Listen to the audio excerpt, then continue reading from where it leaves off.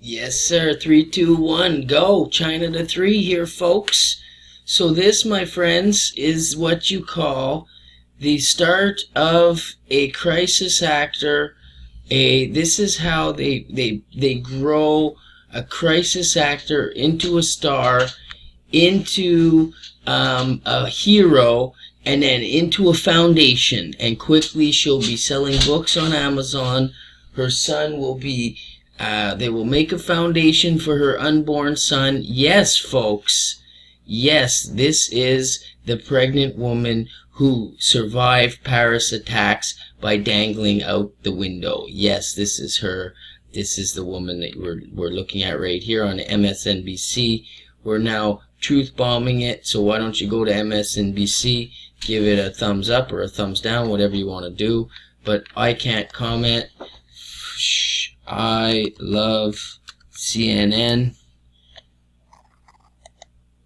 Boom. They ain't letting me comment for 2 days. Look, this woman and her savior are heroes. Oh, the comments, however, are not. Ooh, we got someone that's really fixated on the France hoax being true. Absolutely ridiculous. This was done for the press. Some pregnant woman also survived the terrorist attack in Vizislagen. Oh, nice. Thank you, Paul. Good one. Paul's, let's give him a guy's got his eyes open. He's probably from wherever they had probably had a terrorist attack in Sweden, because they wouldn't let fucking Netanyahu fly over Sweden, and they had to fly around, so he fucking probably terrorist attacked them with their own fucking terrorists and had anonymous fucking take down the government. This fucking joke is obviously stage fake. It's a smoking gun of the event. Thank you, my friend. Imbeciles. Thank you. A stage hoax psyops. Thank you. So this, my friends, is what you call the beginnings of a truth bomb. So here they got 42,000 subscribers. They got 17 likes. They got 1,400 views. Within 2 days, they will have 20,000 views. And I can almost guarantee you, you're going to see a crazy number on this dislikes, because we're not standing for this anymore. The world is awake to this bullshit, okay? Watch them build you a fucking hero.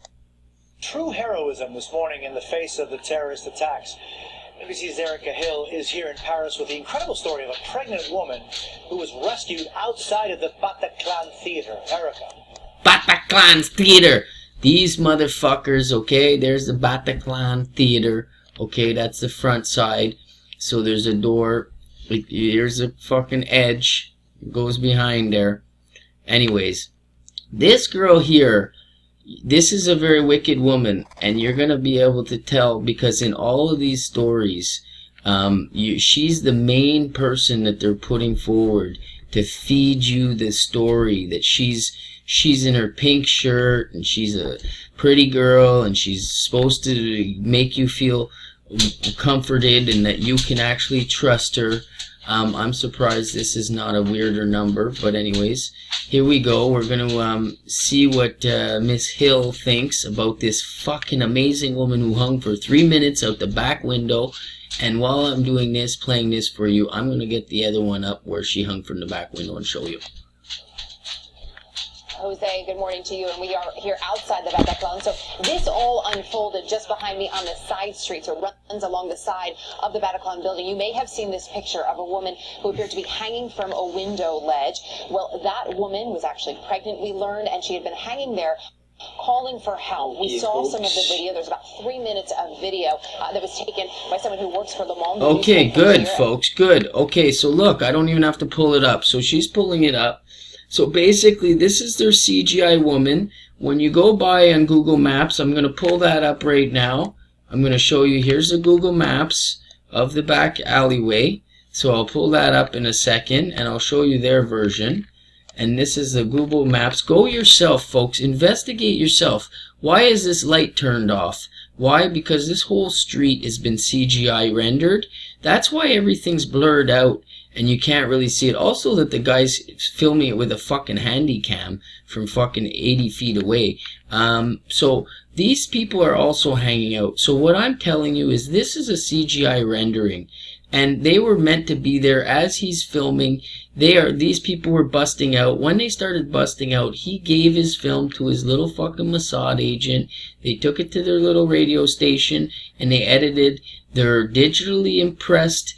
Once you digify this back wall and you actually have it all digitally recorded, you can actually render this onto a computer, and then you can change the color of the walls. It becomes a green screen. They've really made a lot of advancements in the green screen technology. Why don't you Google CNN's green screen and the new technology they have, and they can actually make it look like they're walking through pillars, and there's all kinds of stuff, and then they take away all the rendered material, and you see they're standing in a fucking empty room. So, or they're standing against something else completely. So it's really gone a long way, folks, and that's how they can make Batman run along walls and the Hulk run down, because it's CGI. So don't put this past them. They're using this woman and this scene, the one scene captured. They put this out there. This is to impress in your mind how people were ready to jump out the fucking windows, is what they were saying here. That's how terrified they are. When, you know, I just have to tell you, folks, this is not a proper shadow of a person against the wall. You can see sometimes she's got two arms as a shadow, and then it becomes her arms will scissor in real life over here, supposedly, and then in the back shadow they'll stay as if they were in the original position. At one point she puts her arm right down. Let me play it through and see exactly what you see. Which has now been made available to us. It is heart-wrenching to watch. She is hanging there saying very calmly, please, please help me, I'm pregnant. There are other people who have said they thought they could hear her saying, asking for someone to catch her, but you have to also look at the rest. There's people that think maybe she's on a wire. I think it's a lot further than that, folks, because a wire is one thing, but this lights out too. And you know, when you CGI render something, you can turn the lights on, you can turn them off. They're running all this back through like 300 DPI, you know, dots per inch, or it's not like you're not using any kind of iPhone to take this camera. This is not an iPhone shot, folks. This is like a shot from a very, very, very poor quality handset, like from 2002. So maybe it's an HTC, I don't know, but it's definitely not an Apple. It's definitely not 2 meg. You're looking at less than 500 megabytes per photo here. We're not talking huge data. It's not a new phone, and that's suspect. And then when you go through on Google Maps, you're also going to notice that there's a little bit of rendering above this window within the Google Maps. Here, there's another window that you don't really see here, but there's a window here that she can't really reach to because she's hanging.